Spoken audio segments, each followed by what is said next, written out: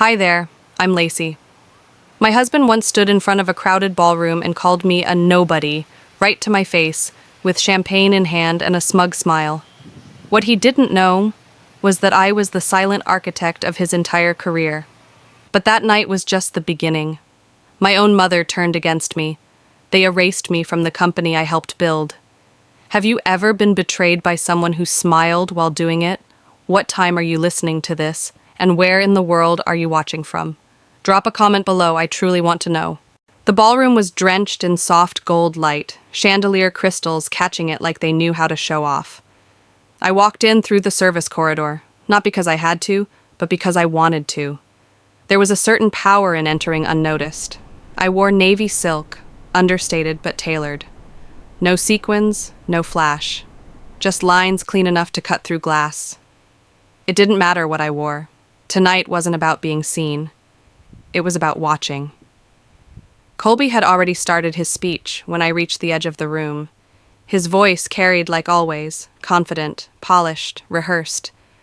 I watched his profile under the stage light. To anyone else, he was the success story.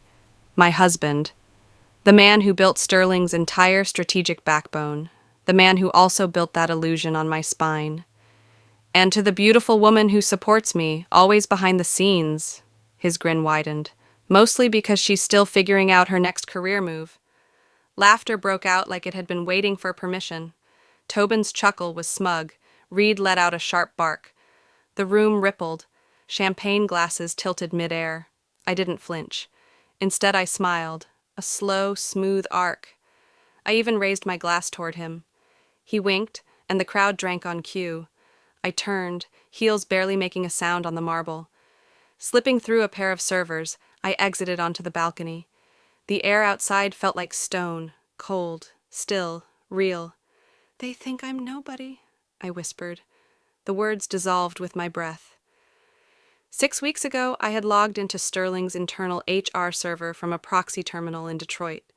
Just routine curiosity at first. But the absence was louder than any file I expected to see. There was no mention of my tenure, no executive projects, no digital footprint beyond an old intern badge from 2009. Every record, erased. I cross-checked audit logs. Reed's name came up again and again. He had overwritten senior contributor entries with aliases. Dates didn't match, titles were altered. The document trail was surgical. That wasn't an accident. It was a purge. My chest tightened, not from sadness, but from recognition. This wasn't oversight. This was intention. A removal. The kind corporate war stories are built on. I remembered Colby saying once over dinner, "History's written by the men in the boardroom." And I had laughed, thinking he was quoting someone. But maybe he was rehearsing. Back in the ballroom, the music had picked up. Dancing Queen filtered out like nostalgia laced with arsenic. They wanted me gone. Not just from memory, but from the narrative. I leaned against the railing, watching my reflection distort in the glass.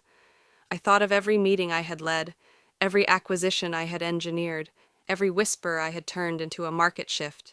Gone, like a ghost in the data. Maybe they thought deleting me would delete my worth. Maybe they believed silence meant surrender. I let my fingers drum against the steel. Controlled, rhythmic. This wasn't pain. This was precision. I had been invisible for long enough. I had watched them twist the truth, laugh off betrayal, weaponize charm. They thought this was the moment I'd crack, but it wasn't. This was the moment I stopped pretending not to see. They think I'm forgotten. I'm about to become unforgettable. Let them laugh. Tomorrow, I'll make them beg. The building still smelled like ambition. Polished marble, espresso machines whirring in the background, elevator dings slicing the morning. I hadn't stepped foot inside Sterling's HR wing in over a year, yet nothing had changed, except the name on my visitor badge, Mira Jensen. I kept my chin level as I walked past the reception desk. A part of me expected the walls to whisper, to recognize me. But there was no trace, no flicker in the fluorescent lights, no familiar glance. Just the quiet hum of erasure. The hiring suite sat behind glass doors on the 17th floor. I entered, and the temperature dropped. Whether from air conditioning or the company I was about to keep, I wasn't sure. 3 men sat on the far side of the conference table. Drew, of course, led the charge. His smile was the same one he used to seal vendor contracts and seduce interns. The two flanking him, Dan and Troy, looked like they had been trained to mirror him. Empty confidence, bottled and served. "Miss Jensen," Drew said, standing halfway. "Nice to meet you. Your resume. Well, it's unique. Unique. The way acid is unique." They skipped pleasantries. Questions started with raised eyebrows and ended in mockery. One of them asked why I hadn't worked in tech, despite clearly enjoying its perks. Another smirked as he said, "You must have been pretty persuasive to float this long without real experience." I didn't respond. I didn't blink. I watched. I noted each fake yawn, each glance at phones under the table. They thought I was just another hopeful with a shaky story and no leverage. They didn't know I'd written the company's original onboarding strategy, or that the logo they wore on their lanyards was sketched by me during a sleepless night in 2011. My silence unnerved them. When Drew realized I wouldn't bite, he leaned back and chuckled. "Well, Mira, we'll let you know. If anything relevant opens up, could be years." I stood, thanked them, and turned. The walls no longer felt sterile. They felt complicit. Elevator doors opened as I pressed the button. As they began to close, a hand stopped them. Drew stepped inside. "Crazy timing," he said. "Listen, off the record.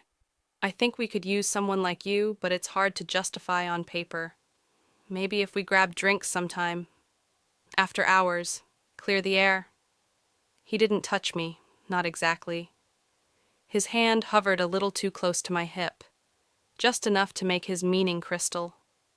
I looked straight ahead, eyes on the corner of the ceiling, where the tiny pinhole lens was tucked just behind the panel, exactly where I had placed it earlier that morning. I didn't react. I didn't need to. "Think about it," he added. "Doors open for people who know how to walk through them." He exited on the 14th. The doors closed behind him like the last snap on a coffin. Outside, the wind hit harder than I expected. I let the tears fall. Not from sadness, but release. Every insult, every inch of condescension, every lewd smile, they had stacked the evidence for me, brick by brick. They thought today would shake me. Instead, they handed me the match. I walked east without thinking, just letting my heels strike the sidewalk like punctuation marks. They just disqualified themselves. All of them. Enough of watching, enough of waiting. It was time to pick up the pen they tried to steal and rewrite what they erased. If they saw me as weak, they were never ready for who I really was. The glow from my monitor was the only light in the room when the email arrived. 1:14 a.m. No subject line, just an encrypted attachment and one line of text. I know what Drew did. They erased me too. J. My pulse jumped. Not fear, not exactly. Recognition, the kind that lives dormant in your spine until something unspoken jolts it back to life. J. Janelle. I hadn't heard her name in years, but it had never really left me. 6 years ago, Janelle was the youngest engineer on my team, restless, sharp, with a way of finishing my sentences before I could find the right word. I remember watching her sketch out half the Virgo architecture on a napkin during a coffee break. She was the kind of brilliance that made you believe the system might still reward merit. Then she was gone. No warning. No goodbye. Just a note from HR. Janelle has decided to pursue other opportunities. It didn't make sense. It never sat right. I opened the attachment. The email unfurled like a confession, each line soaked in quiet rage. She had rejected Drew's subtle offers. Mentorship dinners, weekend retreats, favors dressed up as opportunities. Colby had stepped in later, under the guise of protecting her career. When she didn't play along, meetings disappeared from her calendar, projects reassigned, her performance reviews tanked. Then, nothing. "They stripped me of visibility," she wrote, "then stripped me out entirely." I sat back, the breath leaving my body slow, like smoke leaking from a cracked window. She'd gone through hell, and worse, they'd made it vanish. I needed proof, real proof. The servers hadn't been purged completely, just buried. Using my old credentials still embedded in the dev sandbox, I accessed a dormant server string no one had touched since 2018. It was like navigating a mausoleum, folders misnamed, logs half deleted. Then I found it. A file labeled st underscore dev underscore star underscore candidate underscore final dot draft, flagged donotindex. The metadata was intact, time-stamped, reviewed by multiple executives. Janelle had been top-rated on Virgo's founding dev cycle. She'd built the framework they still ran today. They'd buried their best mind to protect their worst instincts. I copied the file to my encrypted drive, then sat still, listening to the rain tap against the windows like quiet applause. They tried to erase her. Now she'll be the reason they fall. I didn't sleep. I couldn't. At 2:43 a.m., I found myself walking the north side streets, the city reflected in the puddles beneath my feet. Neon signs shimmered on the wet pavement like fading promises. How many others had vanished like she did? This wasn't just about my name on a resume anymore. It was about every woman who walked into that building believing she could change something, only to walk out hollowed, shamed, rewritten. They silenced Janelle. But I have the mic now. The ghosts they buried are about to rise. The spreadsheet stared back at me like a quiet accusation. I'd spent the last 3 nights combing through Sterling's quarterly vendor audits, line by line, entry by entry. At first, I thought it was a clerical error. But when I spotted a $45,000 withdrawal listed under my old internal code, my stomach twisted like a wrung towel. I hadn't approved that. I hadn't been in Chicago that week. If they're laundering under my name, they're already in motion, I whispered to the empty room. The vendor name was vague, Echoware Logistics. It rang no bells. I scanned backward across every record I could find. No project attached, no justification. Just a payment wired out during the quarter's close, buried in a sea of similar-looking transactions. I knew where to go next. The following morning, I crossed the threshold of the 47th floor, slipping into Reed's office under the pretense of a casual catch-up. The CFO's office was clean, curated, a place where money passed, but truth rarely stayed. "Hey, Reed," I said, flipping open a printed page. "I'm doing some post-audit cleanup and found something strange." He looked up from his espresso with a half-laugh. "Don't tell me it's another coffee vendor invoice. I swear, if the interns order one more hazelnut syrup case..." "No. This one's for Echoware. 45,000. Authorized under my name." I let the words sit. "But I was in Austin that week. You know, that AI summit?" His fingers froze midair, still holding the coffee cup. "That's odd. Could be an automation error. We've had glitches lately." His voice was calm. Too calm. I tilted my head slightly. I ran the digital signature logs. They weren't automated. Someone signed it. Someone pretending to be me. His eyes flicked toward the monitor, toward the closed drawer beneath it. Then, with a smile that didn't reach his eyes, he shrugged.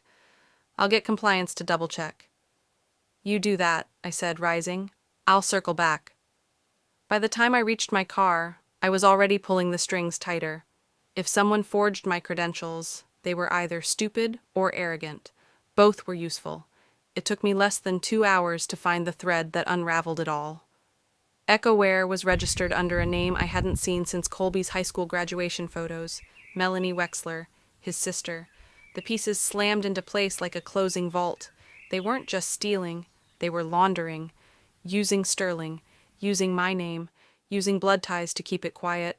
I printed everything, transfer logs, IP addresses, shell company filings. Then I made copies. One went into the fireproof safe under my floorboards. The other, into an envelope sent by courier to my lawyer, sealed with a note. "Open only if I disappear." The next morning, I didn't dress like a threat. I dressed like resolution. No lipstick, just a sharp part in my hair and a black blazer that cut cleaner than any knife. I walked the executive floor as if I belonged to it, because I did. I built the system. I knew where it cracked. Colby passed me near the elevators. Our eyes locked. "If you push this any further," I said, my voice steady, "you'll lose more than your title."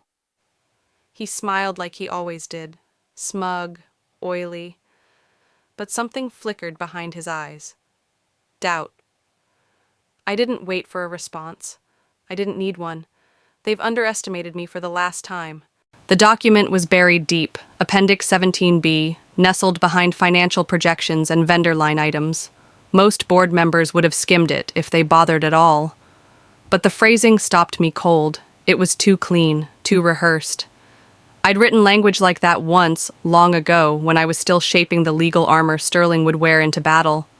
Now someone had weaponized it against us. I stared at the clause that handed over cross-market development rights to Chronosin. Not a suggestion, an agreement. And tucked between the lines, a roadmap that seeded our proprietary algorithm for integration evaluation. It was theft, wrapped in a bow of corporate speak. At the executive meeting, Colby stood with the posture of a man who thought the room belonged to him. "This partnership is a growth accelerator," he said, flipping through slides. "Chronosin's network complements ours. Together, we'll triple reach in 18 months. The team nodded, murmured, tapped notes into tablets. None of them saw it. Not the trick, not the trap. I kept my voice steady. What was the basis of the valuation? Colby smiled at me. We used an average of 2 predictive forecasts from Chronosin's public earnings. Risk balanced. Risk balanced. The term felt like gravel in my mouth. That night, I bypassed Sterling's firewalls from home, using a ghost login only I knew still existed. The archive loaded slow, as if it too were reluctant to show me the truth. There it was, a draft, dated 3 years ago. The same clauses, the same handoff. Not just similar, identical. Metadata revealed the authors, Colby and Tobin. Tobin, the man who'd once promised to protect me when I launched under an alias. The man who'd raised his glass at our wedding and toasted to iron alliances. So this wasn't strategy. It was betrayal aged like wine. They'd prepared this deal before the market shifts, before the tech boom, before my public erasure, before I even stepped down. They'd played a long game, and they'd played it well. But I'd always been the better strategist. I printed everything and filed it beside the other proof, the forged transactions, the falsified logins. The case was forming itself, piece by piece. Colby passed me the next day outside the executive lounge, smug in that way only guilty men manage to be. His hand brushed mine, accidental maybe, and he leaned in slightly. Still playing watchdog, Lacey? I didn't flinch. You don't understand what you've ignited. He laughed. You always were dramatic. I smiled, small and sharp. Let him think I was bluffing. Inside, I was steel. You sold the soul of a company. I'm about to repossess it. It started with a ping, an innocuous HR alert. 17 employees flagged for review. I wouldn't have blinked twice if Lisa hadn't messaged me 5 minutes later. Check the algorithm's logic layer, something's off. That was all she wrote. But coming from Lisa, whose words were as calculated as the system she built, it was more than enough. By noon, I was inside the sub-basement, dressed as a third-party systems consultant. A recycled badge, a false vendor email string, and access to the back end went unquestioned. Sterling had grown so confident in its own immunity, it forgot what internal threats look like. The dashboard was clean, deceptively so. Then I opened the logic layer. The algorithm sorted staff not by metrics, but by loyalty risk. A numerical score. Anything below 65 was automatically funneled into performance review, a euphemism for corporate exorcism. And here's the kicker, the data set it pulled from? Anonymous HR grievances. Anonymous like the ones I submitted months ago under different aliases. The system was cannibalizing its conscience. The faces came to me in flashes. Maribel from facilities, who brought her own birthday cake to work last year. Kent in logistics, who once defended me in a meeting with Reed. These weren't liabilities. They were the soul of the place. Now they were targets. Lisa met me outside the mainframe hub. Her voice was tight. Eli saw this coming. I blinked. Eli? She nodded. The founder. He filed a report about this iteration before he disappeared. I found it archived under a dummy label. Legacy compliance. Buried. The name hit me like a brick. Eli Navarro, Colby's uncle, co-founder, visionary, ghost. She handed me a printout. We're building a tool that doesn't fire people. It erases souls. The memo had Colby's digital signature in the thread, 2 weeks before Eli's last recorded activity. No resignation, no press release, just a digital vanishing act. He didn't leave. They buried him under 1,000 terabytes of code. I stood staring at the script lines, my reflection faint in the server glass. This wasn't innovation. It was indoctrination by algorithm. And the silence in the office? It wasn't apathy. It was survival. They'd created a system that punished decency and rewarded obedience. They'd taken my notes, my intentions, and twisted them into a weapon. Colby had finally crossed into the territory he couldn't come back from. This wasn't about revenge anymore.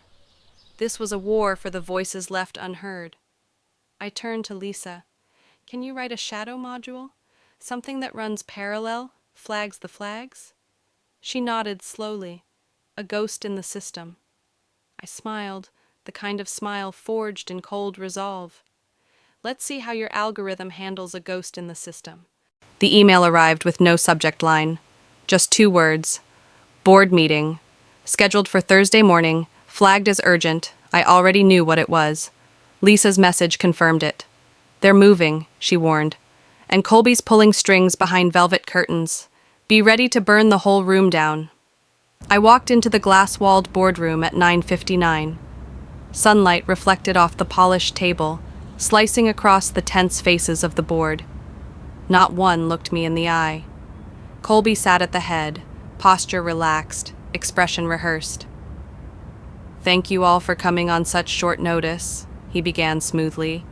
In the interest of transparency, I'd like to propose a structural motion to eliminate the phantom executive oversight clause. A beat passed. No one reacted. He smiled faintly. This company needs leadership it can see, not a ghost running shadows. They were nodding. Not all, but enough. I scanned their faces, some confused, others complicit. They didn't know the ghost was sitting right in front of them. I didn't flinch. I didn't speak. Not yet. Lisa's signal pinged in my smartwatch. Encrypted folder, audio clip, 2 spreadsheets, 1 word, now. I stood and walked to the console, slid in the flash drive, the screens flickered, then lit up. A thread of emails. Colby, threatening a shareholder with exposure of a hidden offshore account. Another, a midnight recording of a panicked voice. You're not voting with them. We have your DUI on record. The room went still. Someone dropped a pen. Another cleared his throat too loudly. Reed shifted uncomfortably. Marla, the compliance head, turned pale. And Colby? He blinked. Once, twice. Then the smirk cracked. I stepped forward. My name is Lassie Navarro. I'm the phantom executive you tried to erase, and I am the reason Sterling still breathes. A cascade of whispers surged across the room like static. You thought I was nobody, I said quietly. But I built this floor. I hired most of you. I'm the signature on every strategy that made you money. Colby opened his mouth to speak. I didn't let him. Save it! The board's not voting on transparency today. It's voting on whether blackmail defines leadership. No one looked at him now. They were all watching me. The vote's not over, I said, voice calm, gaze locked.